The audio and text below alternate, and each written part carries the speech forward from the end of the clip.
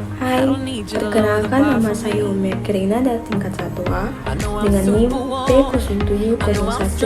T070123210131. Di sini saya akan menjelaskan tentang materi kromatografi gas. Apa sih kromatografi gas? Kromatografi gas adalah teknik untuk memisahkan senyawa volatail atau atsiri dalam gas melalui fase diam. Kromatografi gas mempunyai fungsi. Yang pertama, sampel senyawa pemisahan dalam suatu. Yang kedua, menghitung kadar senyawa dalam suatu sampel. Yang ketiga, pengujian kemurnian senyawa. Dan yang keempat, identifikasi senyawa yang ada pada suatu sampel. Dan yang kelima, bahan-bahan murni dari suatu sampel.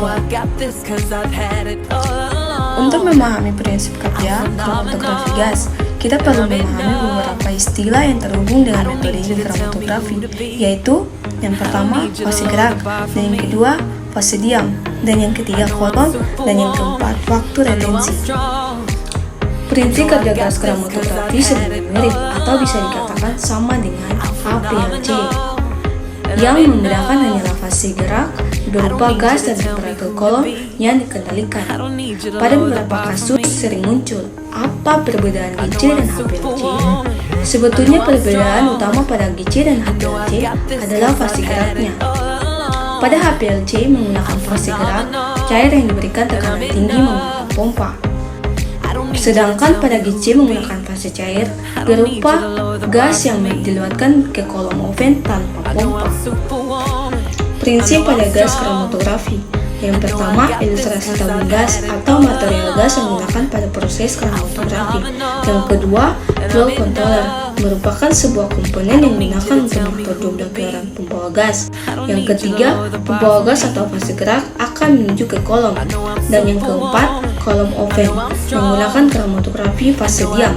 Dan yang kelima, ketika proses senyawa mudah menguap pada sampel menguap, maka detektor akan menangkapnya sebagai sinyal-sinyal data.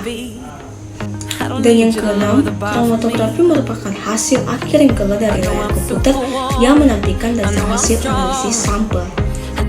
Cara menggunakan kromatografi gas.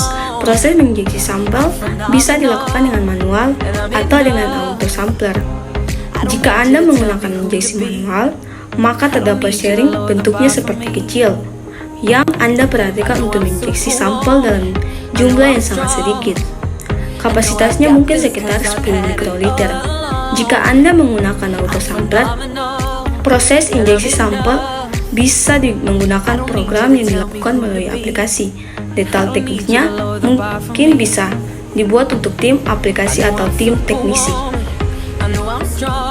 Waktu tunggu hingga proses berakhir berbeda-beda, tergantung sampel dan senyawa yang akan dianalisa.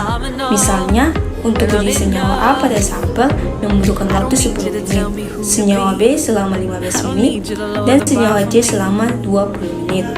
Ini artinya semakin banyak senyawa pada satu sampel, akan semakin banyak data peak pada kromatograf.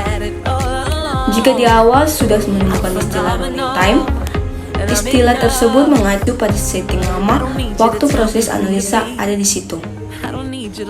Bagaimana dengan menahan waktu? Menggang waktu adalah waktu tunggu. Metode sederhananya atau algoritma akan menahan pada selang waktu pada suhu yang telah ditentukan.